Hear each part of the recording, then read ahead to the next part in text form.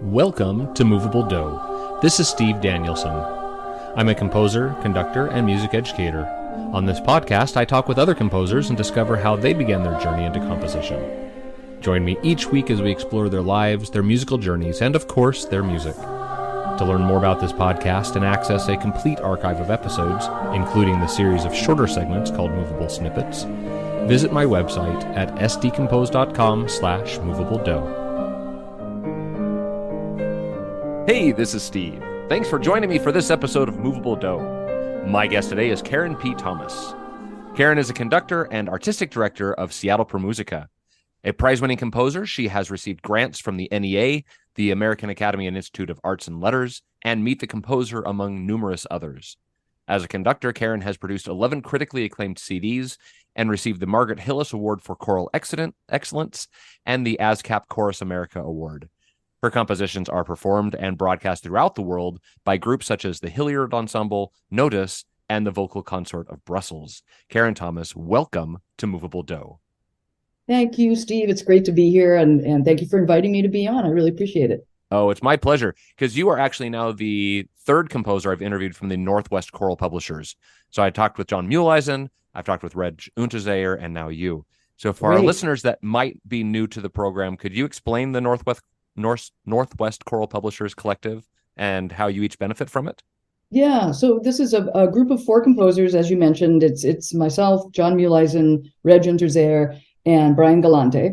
And basically, we've joined forces to have a website that can function for all four of us, but we can each maintain our separate websites for sales, so that we can sell our music individually, but we advertise together, and people can search across. It's easy to bounce from one of our websites to another. When you're looking for a certain type of repertoire, you can check out what's on Reg's site or mine or Brian's or John's, and easily just navigate back and forth. Yeah, it's really nice. And you sort of split the cost of hosting a website, right? Exactly. Yeah, and marketing costs and things like that. Yeah, that makes it a lot nicer.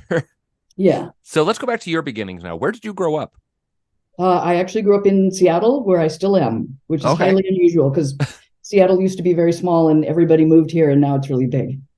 Yeah. So how have you seen Seattle change in the time that you've been living there? Oh gosh. Like I say, it's really gone from a rather small city to a big city with big city problems, but also big city arts. And the art scene just has exploded here in the last few decades, and there's so much going on in classical music and choral music and theater, you name it. It's incredibly vibrant in Seattle, and for that reason, it is a great place to be. Yeah, I know the choral scene is quite active in Seattle. It is indeed. Yeah. Yep. So how did you first get into music? Well, my parents say that I sang from the time I was a baby, that I was kind of a very vocal child, and I talked a lot, and I sang a lot. And apparently, when they would have guests over or have parties, I would come out into the party and start singing for people. I don't remember that at all, but apparently I just always was doing music. I started taking formal music lessons when I was 8, and I took guitar lessons. Guitar, okay. Yeah, because I wanted to be a rock guitarist. That was my ambition. And then as I studied, I started playing a lot of different things. So I played acoustic guitar and electric, and played some jazz. And then in college, I switched over to classical guitar. Okay. And started that. And eventually decided that was not where I was heading. It was just too lonely practicing alone. And it's a solo instrument, and playing alone was it just didn't grab me the way that singing in choir grabbed me when I was in high school and college. And so the idea of doing something that really involved being with more people is where I started heading. And I was a composer and ended up having to conduct some of my own music, and fell in love with conducting. Just the process of conducting was kind of eye-opening and really exciting and fun for me. And so I made a switch in in college and moved into conducting rather than solo performance. Okay. So I see behind you, you've got some guitars still there. Do you Oh yeah. still play frequently? Well, I stopped. I stopped in college and I stopped for many, many years. And then during COVID, I pulled them out again because we couldn't do Right. Couldn't anything do anything else. together in COVID. And I was just it was so hard, as you know, it was so hard to be a musician, and especially a choral conductor during COVID, and not be able to make music. And so I pulled them out and I started playing again. And that's been great. So now I have barely enough time to practice, but I try to play a little bit every day just so that I can keep it up. Yeah. Well, we'll look for a guitar accompaniment with your next choral piece. There you go. I might do that. So since you were playing guitar so much, what sort of music were you listening to as a teenager? What was on your radio dial?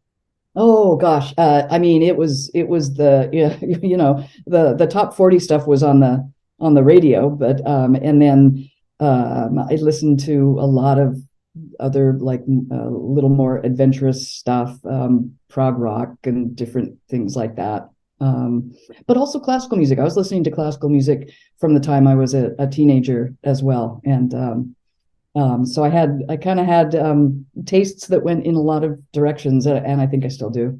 Nice. So when did you actually start writing music?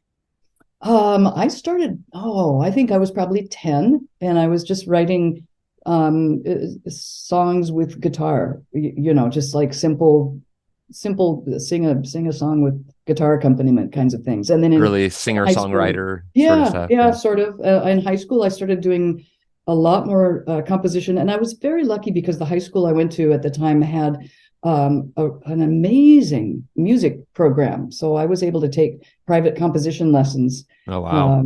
and do like some private music theory tutorial time, and music history, and learn a lot of things that most high school kids don't have access to. Yeah. That sounds like quite a unique program. It was great. Yeah. So when did you decide you wanted to pursue the avenue of composition? That would have been in high school. Yeah. Yeah. I mean, I also enjoyed writing fiction. And so I kind of, toyed with that as well in terms of what I would do for university. But I decided on composition in high school, and yep, that was the path, and it has stayed the path. Do you ever get to come back to fiction writing? You ever pursued that at all? No, not really. No, I write program notes for concerts, and that's about it. And that is not fiction. Not fiction. Hopefully that's not fiction. All right. So back in 1987, you took the helm of Seattle Per Musica. And Right. during your time there, you've maintained the historical goals of performing choral repertoire from the past, while also expanding to include music from modern composers. So Seattle Per Musica has been lauded as one of the best choirs in America. What has been one of the major challenges you've experienced with Seattle Per Musica? And on the flip side, what's been one of the most rewarding experiences you've had? Wow. There are many years to think about here. Yeah, I would say the first years were challenging because I was really young and didn't know what I was doing, and the group was small and was not the ensemble that it is today. And so there was, that was just a lot of work to gradually build the musicianship and build the ensemble at the beginning. As far as things that are rewarding, so many. We in 2006 and 7, we were part of a big NEA program to called American Masterpieces, to promote American choral music in different parts of the country. And so we were the Northwest group that was chosen to do this, and we put on a festival and did some touring in Washington and Oregon. So that was a big year. We had Morton Lordson come out and work with us. We did a bunch of his music. We had Dale Worland come out. So that was really rewarding, really fun. Yeah. So what did you do during COVID? How did you keep the group moving forward? Yeah, we did what a lot of people do, which is the Singer Head in a Box virtual choir. which nobody likes doing, as you know, from probably having done it yourself and Yep. talked to singers. It's hard to be a singer alone in a dry room when you want to be a singer in a choir. Right. But we did that because mainly because we had to keep something happening. We needed to keep some offerings happening for our audiences, but also keep the singers engaged. I think the interesting twist that we put on it was something that our executive director came up with this idea, which I think was brilliant. She called our concerts choral tapas. And so, in addition to choral music, we had a chef in the choir who would demonstrate how to make some easy tapas recipe so you could cook at home. And then our executive director, Katie Scoville, would make a cocktail and demonstrate a cocktail. And she would invent a cocktail for each choral tapas so that it somehow worked with the theme of the music we were doing and the food that was being prepared. And so people could listen to choral music, hear us talk a little bit about the music, and then watch these incredibly fun videos of, a little bit of cooking, a little bit of making a cocktail. Enjoy this at home while you listen to the music. Oh, that's fun. So it was really successful. So that Yeah. was that was. I mean, there at the kind of the when you look at the what's the silver lining of COVID, there are some, Yeah. and one of them was coming up with creative new ideas for things that you can do to connect with your audience. Absolutely. Absolutely. So what do you have on the horizon for Seattle Per Musica that you're excited about?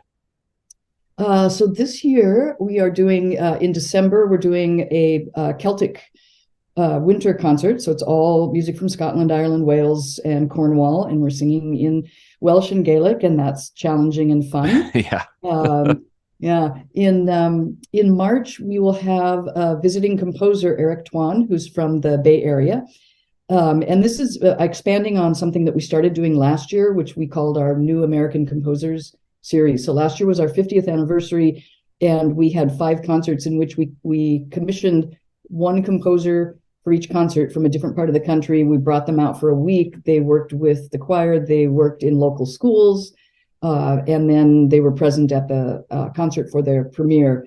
And that program was fantastically successful. We had people you've probably had on. We had Melissa Dunphy. We had Hmm. Sandra Choi, he's been on, and Jared Tate, Marcus Garrett, and Shruti Rajasekar all came last year.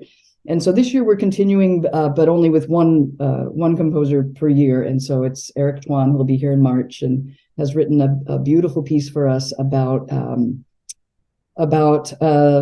climate change and how we need to maintain awareness. And so we're super excited about that, especially because we involve this educational element of working with local schools and having the composers go into the schools and meet with the kids in the schools, and then have those students come sing with us at our concert Oh, if very we're able cool. to do that. So, Yeah, and then that's in very cool. May, our final concert of the year is Vaughan Williams' Sea Symphony. So Oh, that'd be that's fantastic. going to be wonderful. Yeah.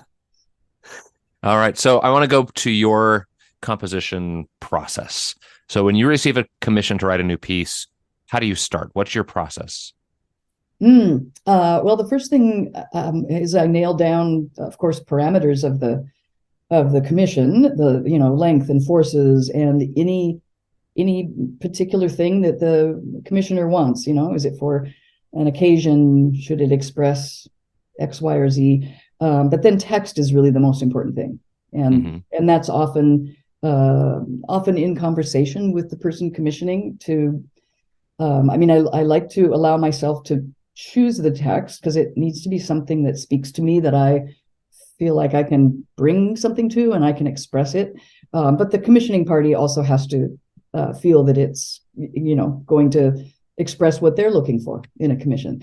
So I always start with text, and the nice thing about text as a composer is you have already it's not completely a blank page. You've got something in front of you to start with. You've got a text which has a structure which you can work with or ignore, and some text structures are really clear and some are not. But it's got ideas in it, and some texts are some poets are so musical that ideas come really quickly. Sarah Teasdale is one. Her poetry is so musical that I read it and I'm immediately hearing melodies and harmonies and hearing things, and it can flow very quickly with a poet like that. Mm-hmm. What if you get stuck? If you're halfway through a piece and you get stuck and don't know where to go next, how do you get through that block? Oh, I hate those. I walk away. I always try to start writing early so that I have plenty of time. And if I'm getting stuck, I have to just leave it and go away for a while and not try and tease something out of it and then come back and hopefully feel a bit fresh. And sometimes I'll just throw away half of what I've written when I come back to it. It's not wasn't good enough, or it wasn't going anywhere, and try to start a little bit more fresh with it. So that's my process, but that's partly because I have the advantage of having some time. Since I'm not trying to make a living as a composer, I'm not someone who has commission after commission stacked up, one on top of the other, and that's what I have to do all day long every day. Most of my days are conducting. Right. So I have some of that leeway to walk away from composition and do something else that involves music that kind of can help to spark new ideas and move me on. Yeah, I definitely get that. I'm sort of in the same boat over here. Mm-hmm. So if I were to ask other people about you, what do you think they would say you are best known for? Oh, that's so interesting. Gosh, I have no idea. I suppose it depends on where the people are who you're asking. If they're in the, if they're in the choral field in the Pacific Northwest, they would probably know me more as a choral conductor than a composer. But in other parts of the country or world, they might know me more as a composer, just because I'm having pieces that might be performed in Europe, but I'm not actively conducting there. Right. So I don't know. And what else would they say? I don't know. I feel like I'm a pretty friendly individual, hardworking. They'd probably say I work hard. I work all the time. That's great. Work hard, play hard. Would you say that your compositions have a particular style or element that sort of weaves work together? Is there like a Karen Thomas style that we could listen for? You know what? I always find it hard to answer that question because I'm on the inside of it, right? Mm-hmm. I bet that people hearing from the outside would say, oh yeah, I hear that. I know that. I understand that. I've heard that before. I would say that my choral music is definitely based in tonality. It certainly is. My instrumental music can be very different, but most of it has a tonal basis. I'm not writing super academic music, even if I'm writing for professional instrumentalists. So there's that. I think that my music, whether it's choral or instrumental, has a quality about it that sings and dances, whether it's slow or fast, that like those two elements that needs to be there. That's kind of what conveys a lot of the I don't know, the energy and the motion of my music. Great answer. Thank you. Mm-hmm. All right, I've got one more question for you before we take a quick break. Okay. So besides music, what was your favorite subject in school? Oh, it would have been English, because I loved writing, I loved reading. So definitely English. After that, maybe history. Least favorite, science, math. That didn't spark me. So, I was very humanities focused. Yeah. Did you ever get to take like a creative writing class? Is that what sparked the fiction writing? I did. Yeah. I mean, in high school. Yeah. Yeah. Mm-hmm. Very cool. Well, after we take a quick break, we're going to listen to some of Karen's compositions. Welcome back. This is Steve Danielson. I'm talking today with Karen Thomas. So we're going to start first with Pantarei. This is for mixed chorus, soprano solo, and string orchestra. So this piece uses a collection of texts from philosophers and scripture, including the title and opening lyrics, Pantarei, which is Greek for everything flows. So tell us about writing this piece and about all these texts that you used. Yeah, so this was a piece that was commissioned by two longtime supporters of Seattle Per Musica, and so they commissioned it for Seattle Per Musica, um, and they wanted a pretty substantial piece. They wanted it to be for a small orchestra and chorus, and the main thing they wanted was a piece in which the chorus and the orchestra was a little more melded together than one might often find in standard repertoire.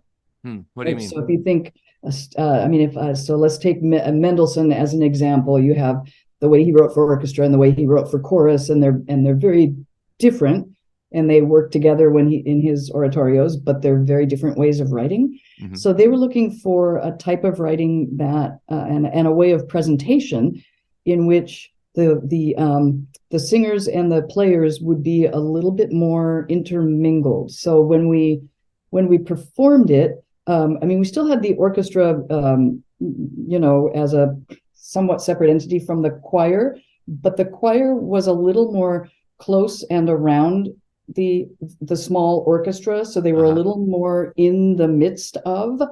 And it also involved a little bit of music, moving at the beginning as soloists from the choir entered. We did this in St. James Cathedral, entered from different parts of the cathedral with a kind of a chant opening of the piece.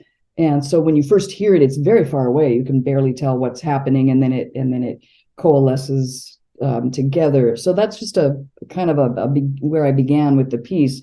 The text, Pantarei, everything flows. The main idea here is that everything will always change. Even when we think it doesn't change, it will always change.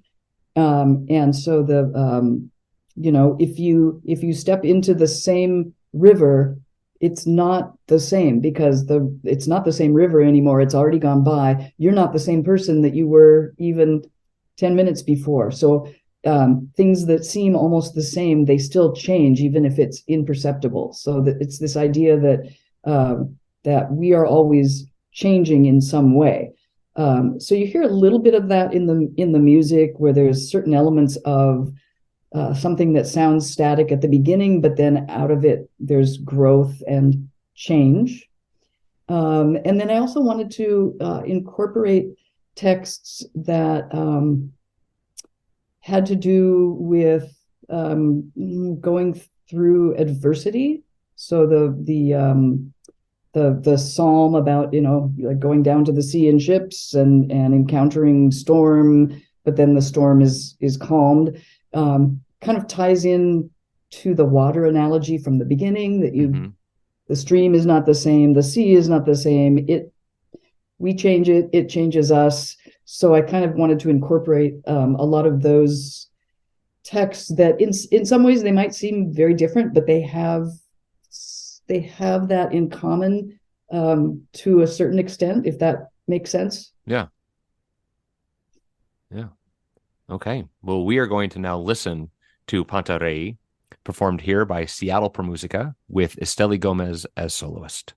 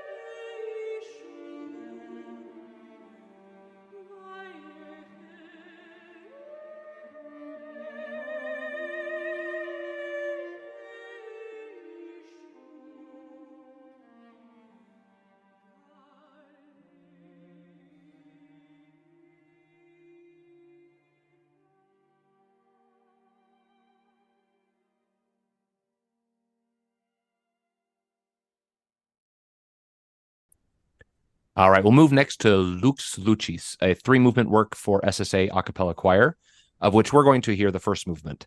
So the American Record Guide said that Lux Lucis is a set of three gorgeous motets inspired by the poetry of Hildegard von Bingen. Though you do quote Hildegard's words, you don't actually quote her music in this piece. You do, however, capture some of the sound of Hildegard. So what sort of musical elements were you playing with as you wrote this? Yeah, so first of all, I love Hildegard's music, love, adore. I think she's one of the most fascinating historical figures ever, for so many reasons. Yeah, Um, her music is so different from the other music that was being written at the time. The other plain chant being written at the time was, in comparison with hers, was had a very narrow range and a narrow focus. Right, hers is incredibly wide ranging. I mean, it can go up to more than two octaves, and normal plain chant is an octave and maybe a bit more, but hers is very wide. She has a beloved interval, which is the ascending fifth. You find this in a lot of her music, so I definitely wove that into this piece in different ways.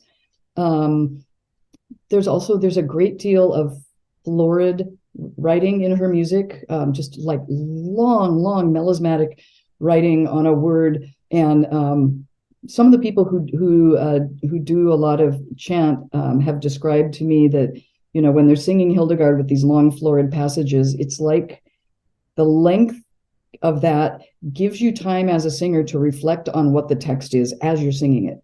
That you're spreading this text out over such a long time, and singing the syllable in such a different way that you really think deeply, almost meditatively about the text, which I think yeah. is lovely.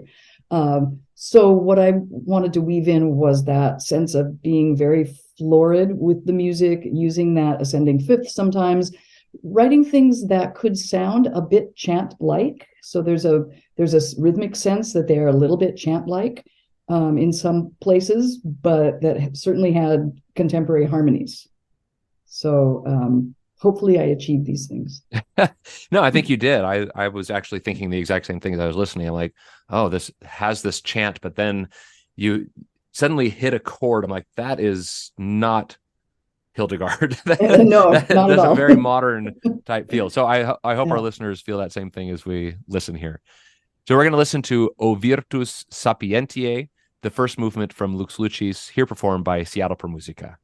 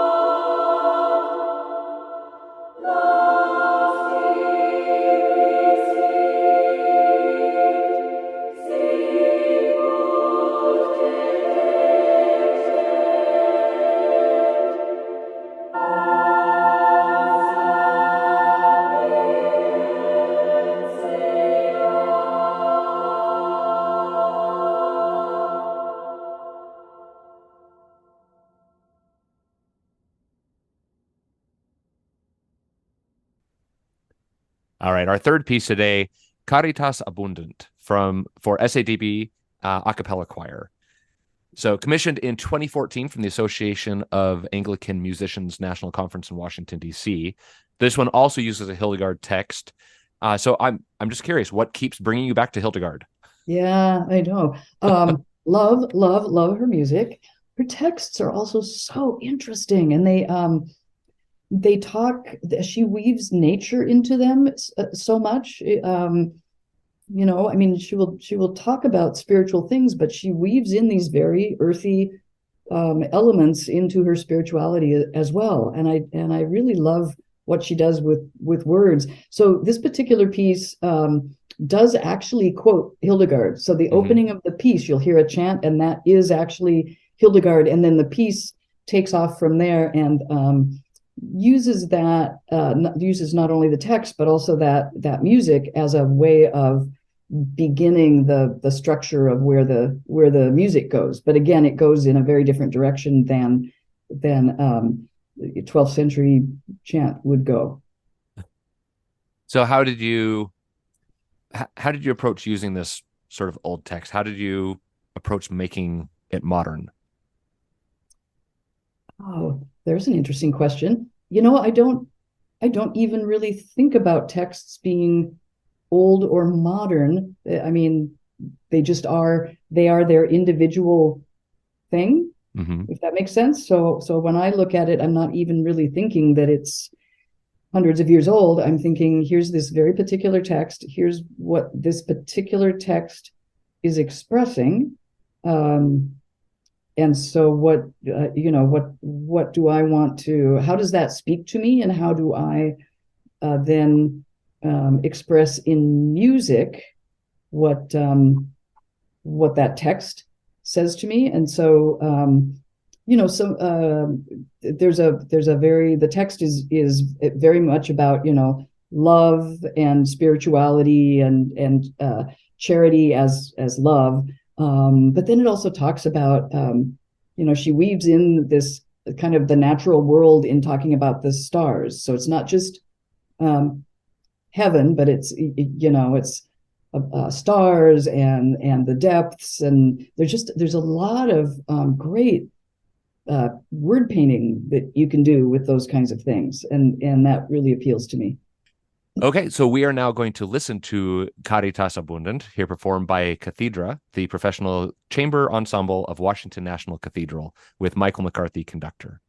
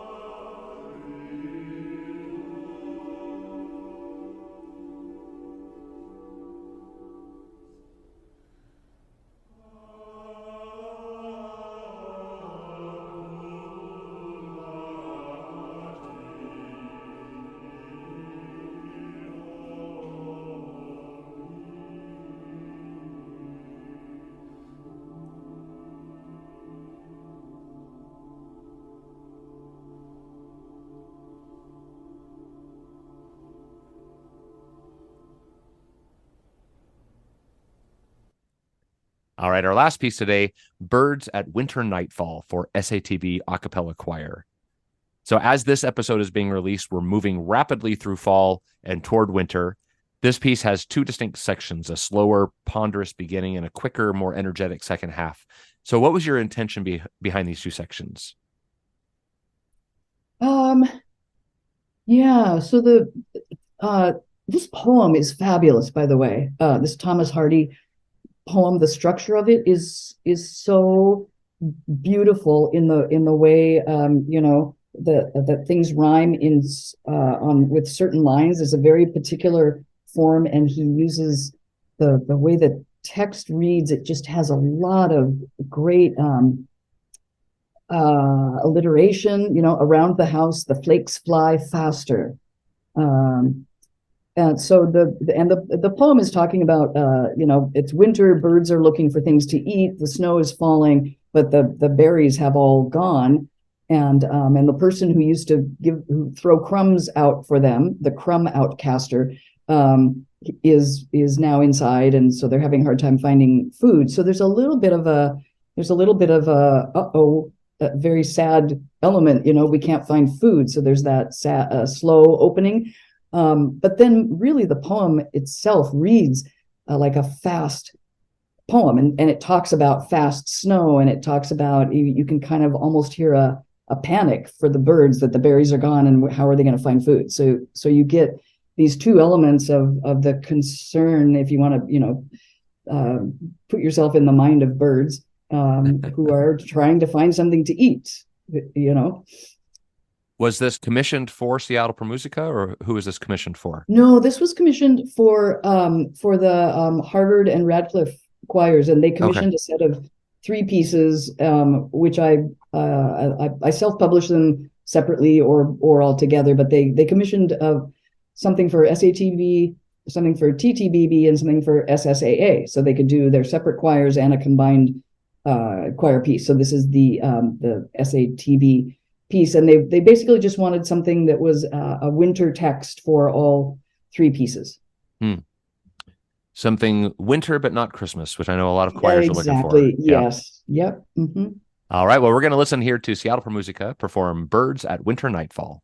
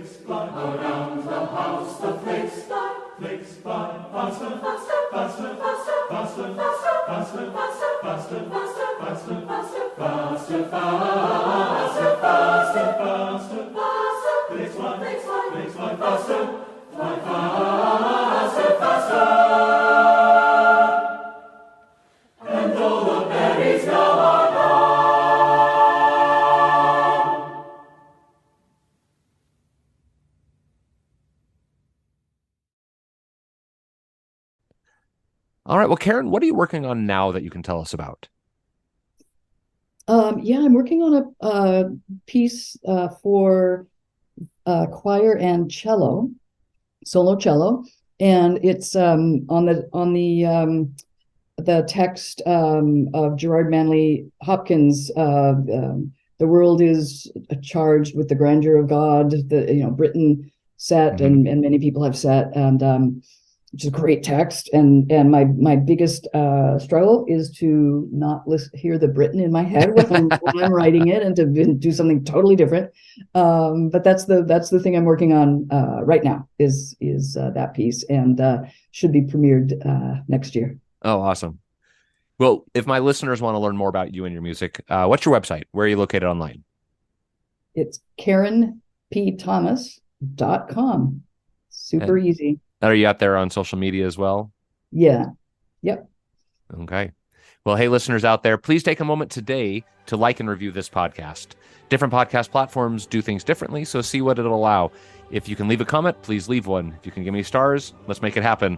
The more people that like and review Moveable Dough, the greater chance I have to get the algorithms to put this podcast in front of more people. This is your call to action, listeners. Like, review, and share today. Well, Karen, it has been great to get to know you today. I thank you so much for coming on Moveable Dough. Thank you, Steve. It's been a real pleasure. I appreciate it. My guest today was composer Karen P. Thomas. If you have a recommendation for a future guest or an idea for the show, please email me at moveabledough@gmail.com. This is Steve Danielson. Keep the music moving.